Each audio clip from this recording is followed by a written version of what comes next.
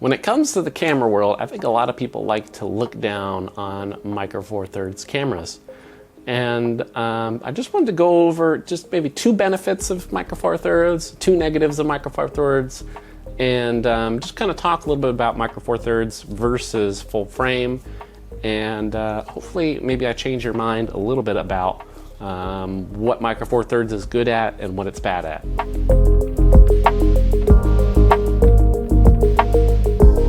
So first off, one of the main benefits of Micro Four Thirds is a wider depth of field.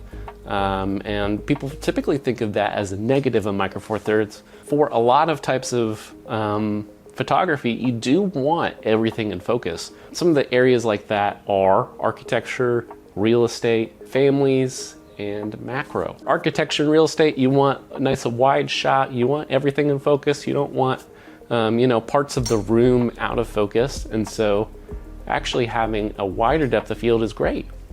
You can use a smaller aperture and achieve, the same depth of field, let more light into the camera.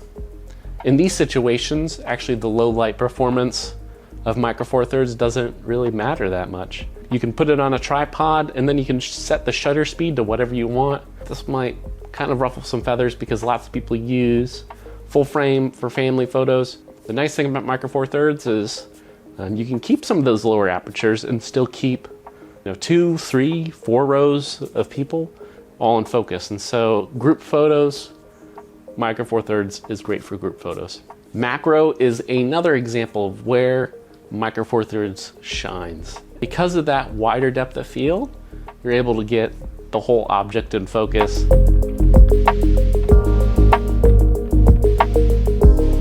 Another benefit of Micro Four Thirds is the lenses are smaller.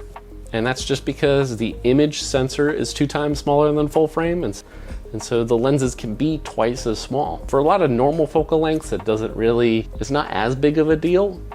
Once you get into those super telephoto lenses, that does make a huge difference. So that means travel, wildlife, multi-camera setups, all of these types of photography, Micro Four Thirds is pretty good at.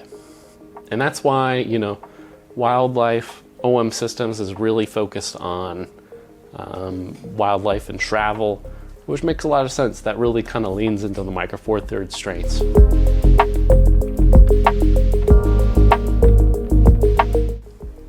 There are some cons to Micro Four Thirds.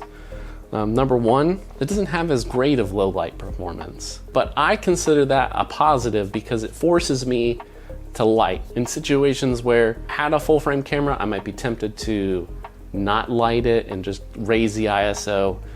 With Micro Four Thirds, I'm forced to pull out a light and light the scene, and I think that makes for better images because I have more control over the lighting.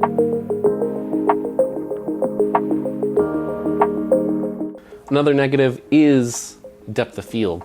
And that means that it's harder to get out of focus background. Sometimes this is good, sometimes this is bad. I think Micro Four Thirds kind of hits that good spot where wide shots, everything's in focus, close shots, the background blurs. Whereas full frame, you can have a wide shot and everything still be kind of blurry in the background. I hope this kind of gives you a little bit better idea of the pros and cons of Micro Four Thirds. So thanks for watching. I hope you enjoyed this video.